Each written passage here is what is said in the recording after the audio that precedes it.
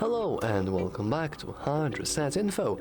In this video I will tell you how to customize a lock screen on Android 16. Let's begin.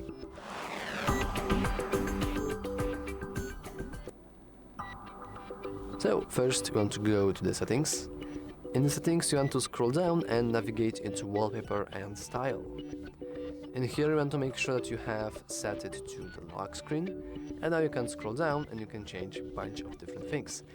The very first one is changing the wallpaper, though we've already did that in other tutorial, and it's, let's be honest, it is self-explanatory. However, then we have the clock options.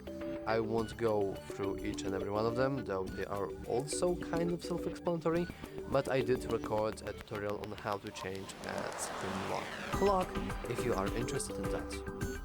So now let's exit that. We also have shortcuts that can be enabled or disabled.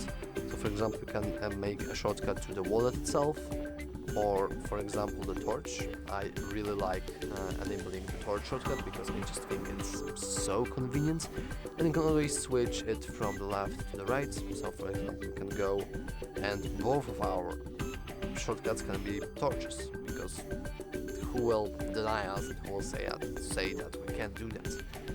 We will now hit apply. And lastly, we have notifications on lock screen, so we can switch from full list to, for example, a compact view, or we can disable the notifications entirely.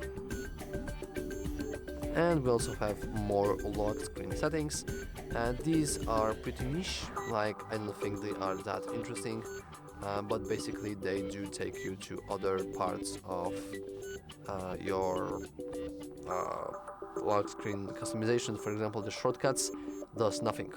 It just does nothing. I have no idea why there is a shortcut, but yeah. So that's all for this video. If you found it useful, remember to like and subscribe. Thanks for watching.